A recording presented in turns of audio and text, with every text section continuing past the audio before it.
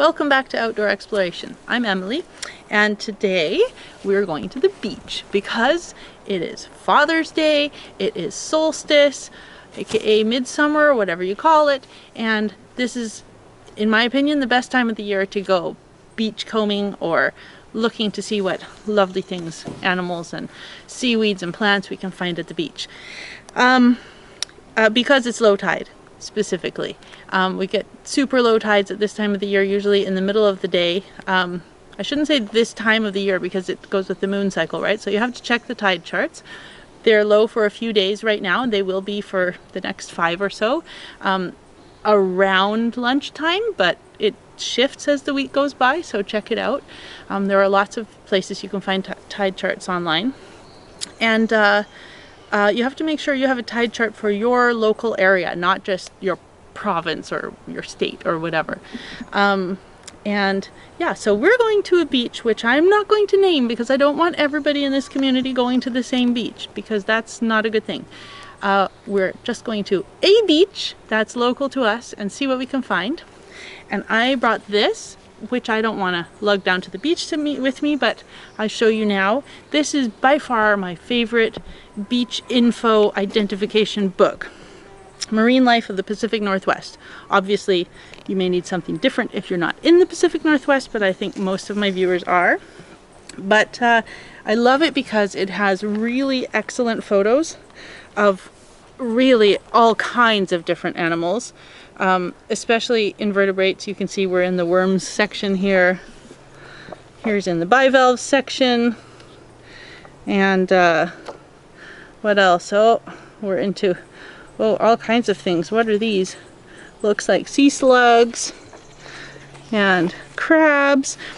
And it's not just drawings, it's photos, so that can really help you identify, as well as some information about where you might find them, what they do, and size, things like that. So I have found this to be the best book for identifying things on the beach. There are millions of things. Generally, I am not going to talk about what type of things we find. You know, I'll say a sea slug, maybe a yellow sea slug, maybe, you know, I doubt that we'll find any here, but kind of sea lettuce or a kind of kelp. But there are so many different kelps, for example, that I won't know which is which. But the fun is in the finding, as my favorite children's book told me. And later on we can go and identify if we want. But this is like, for me, this book is like the key to more investigation. But the real fun is just on the beach looking around. So let's go.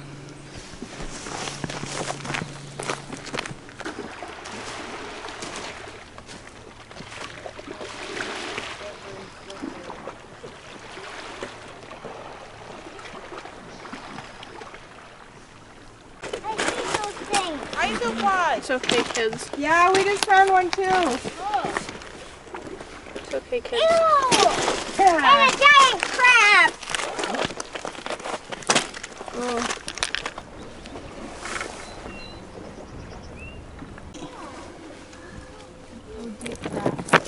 Isopod! Ooh, he left. Ooh, look at them.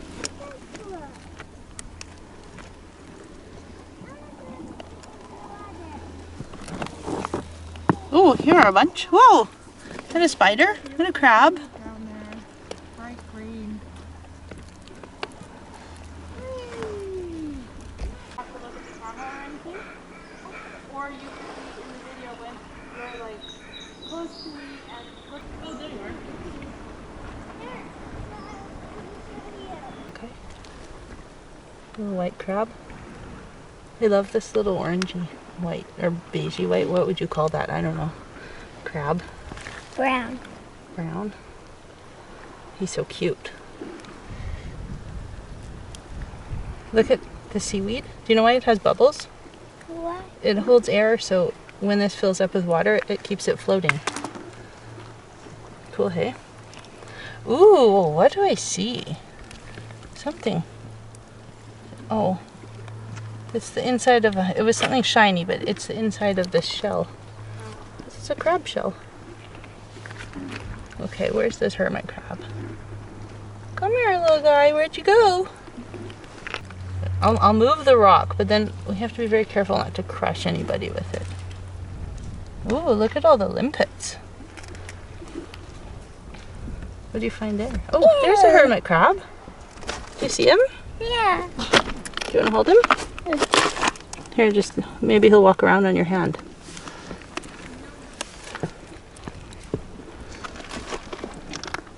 Do you know that hermit crabs actually in the ocean sometimes, or in the tide pools, they sometimes fight each other for the shells they want to live in? Well, there's another one down there. Look at all those crabs and hermit crabs. Oh yeah, piles of them just wandering around. Oh, here's a bigger one. Here, Ooh, big one. Put him with yours. Will they fight? I don't think so. It's walking into the water. You rarely see that. How do they walk? They have like a big, you know how a slug has a foot at the bottom? It really just looks flat, but it's basically called its foot, right? The big flat part that it walks on. Limpets are kind of like that. Oh, look, he's putting his little feelers out. So this is his foot that he walks around on, and that's his mouth, that little, see the little dark spot? Yeah. And I don't really know what those feelers do. Probably how he feels his way around and finds food to eat. I guess we should put him back, hey? He's a little worried. Here you go. Back where you came from, little guy. So Isabel found this interesting kind of brain-like seaweed that I have no idea what this is, but it's so cool. I guess we could look it up in our handy book later. And it's kind of like lumpy, hollow things. But also, this is rockweed, this stuff that kind of looks divided, and sometimes they have little, well, no, this one, yeah, some of them, sometimes they have bubbles, this stuff doesn't. I think there are different types of it, so I don't know. But then this stuff here is sea lettuce. It kind of has these flat leaves. Did you have a bigger flat leaf over there? Yeah, here. And it's edible. Oh yeah. Although, you know, the question is whether it's a good idea to rip it off the rocks, and also whether the ocean is clean where you're harvesting from. So personally, I only take a teeny tiny little bit and wash it really well and soak it in water, and also only if there is a whole lot of it. And it looks like there's a lot, but actually this is something different. I don't know what it is. It might be edible, I don't know. But these long stringy ones, and they have some bubbles in them. Cool. Okay, let's go down closer to the water. I'm excited about it.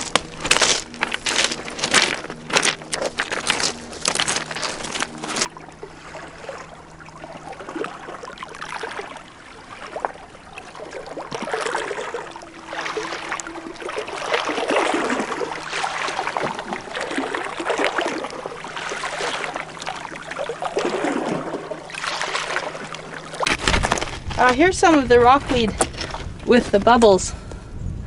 And interesting fun fact, rockweed and many other seaweeds produce carrageenan, which is used as a food like binder, thickener.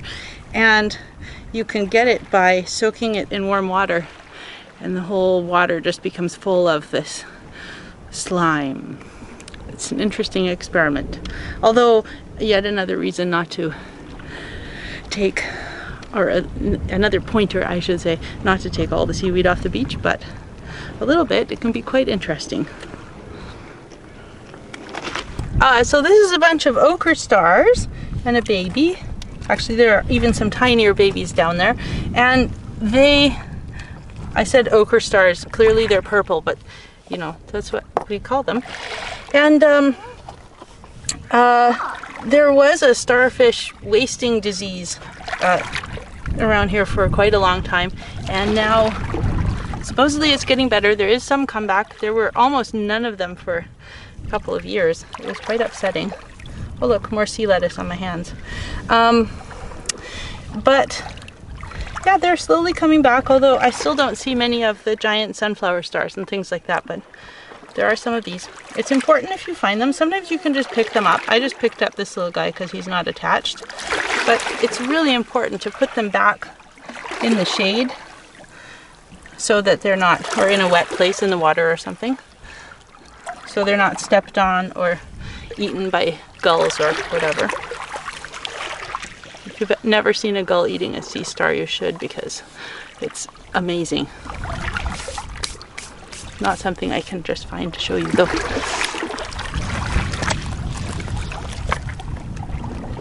Ooh, more pieces of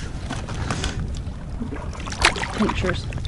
Look at them all. Cute. Look at the starfish. Yeah. Oh, there's a baby one there too. That's upside down.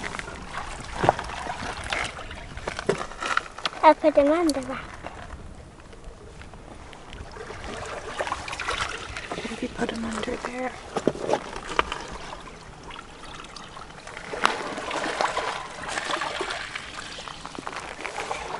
I'm so close. I know, it's slimy. Look at the hermit crab crawling underneath him. I love this shell beach. Mm-hmm. I always wonder if this is a shell midden or just that it's a place where seagulls eat.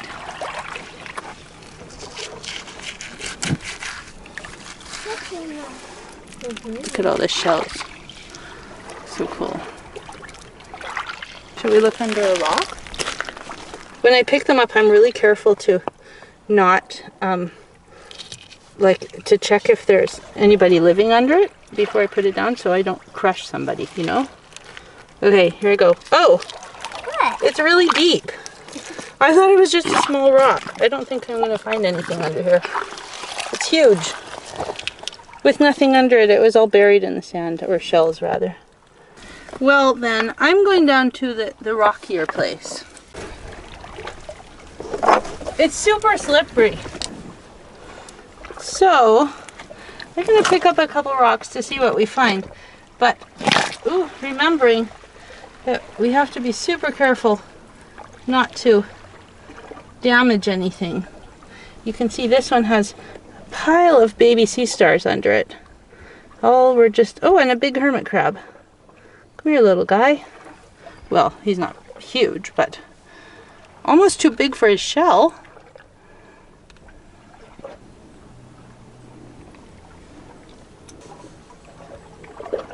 Hey, little Blenny. Whoop.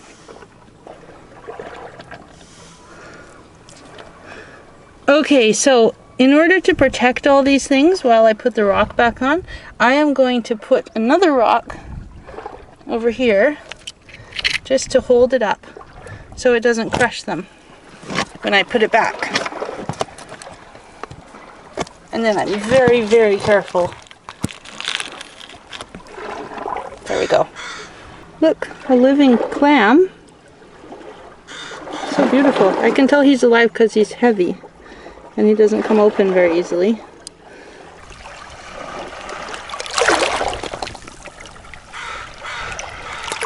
So under this rock I found this interesting tiny baby sea star and a bunch of tiny, tiny urchins. This guy flipped over by accident, I think. But oh, I think these guys might be upside down too. I don't know. When they're upside down, that you can see their little mouth parts. And this guy, I don't know what he is, some sort of a worm. And he flipped over earlier. I'll just flip him over again. And he's sort of luminous a little bit on the back. I don't want him to be upset, but he's sure interesting. We'll take these little shell bits off of him. If you turn him upside down, you can see underneath he has a mouth. And so what he actually does, that's his mouth in the middle. And he has little tiny tubes that come out, like squishy long ones. And he walks himself along with those little tube feet. And he eats all the seaweed and stuff off of the rocks. Well, this one's covered in shells. This guy's not so much. Oh, look at his mouth. Sorry. Cool. There was a blenny fish in here too. Let me see. If I poke around with my finger, maybe he'll swim away. Where are you? is that thing? It's a long, skinny fish. There. Oh, There he is. that is a sculpin, actually. Oh, here he is. Yeah. Okay, You go. I'm he's seeing right here behind that rock. I'll move the rock. Oh, no, he moved himself. Where'd he go? You can see his head sticking out right there. So I just found 3 whelk shells. They're all empty. I almost never have found them with an actual snail in it, but cool to find them. I think they're so beautiful. And what I think is a sponge, some sort of orange squishy sponge growing on this rock. So I'm going to set it carefully back into the water after this. And a tube worm with some little, well, actually I should say this is just the shell of the tube worm. I don't think anybody's in it. A little bit more sponge on here, if that's what it is, and some little hermit crabs living there. And yeah, there was a blenny, but he disappeared. 2 of the most common fish that you'll find in tide pools are, well, there are lots of types of them, but generally speaking, blennies and sculpins, which we used to call bullheads. So sculpins have a big head, and then they go down to a little tiny tail, and they have all kinds of different stripes and colors, and they can be all different. So can blennies. Blennies are, a lot of people think they're eels, but they're not. They're really, really long, skinny fish with actually a tiny little fin tail on the end. Like an eel actually has a long fin that goes along its body, and a blenny is a long fish with a little tail on the end, as other fish have. So yeah, I have seen some, but it's hard to show you since they're usually flopping in the, making a big muck in the tide pools and running or swimming to hide. I actually came to this beach because last time I was here I found both chitons and yellow sea slugs, and or sea lemons I think they're called, and I didn't find any of those today. So it goes to show you nothing's ever the same on a beach as anywhere. Everything's always moving and changing, and that's just fine. That's the way life is supposed to be, and it keeps everything interesting. So have fun exploring. I hope you get out and see some of the many, many wonderful, exciting life forms on our beaches. And remember when you're finished looking to put things back carefully so you're not crushing them, and think about leaving the beach safe and sound. Happy exploring. So, this is a little extra for Bowen Island, maybe Howe Sound, maybe anyone in BC, people really, but especially Bowen Island, Necessitated, where I live. This is an amazing book that was recently put out by some friends of ours that just covers the Necessitated Bowen Island ocean environment. It has everything from kind of the ecology. Well, here's the map of Bowen Island. Things about the ecology, things about the restoration and Indigenous peoples of Howe Sound and Bowen Island. And really, I think this is truly one of the most informative, most interesting compendiums of information about the place we live that I have ever seen. The drawings are easy to understand. Everything is fabulous. I feel like I'm doing an infomercial right now. That's not what I mean, but it really is good. If you live on Bowen Island, you need a copy of this. It doesn't have every species like the book I just mentioned at the beginning of this video, but it does have kind of an overall picture of how our aquatic world works, or our marine world works here on Necessitated, Bowen Island. So, yeah, that's it. Exploring Bowen's Marine World. It's our new marine atlas, available on Bowen. Happy exploring.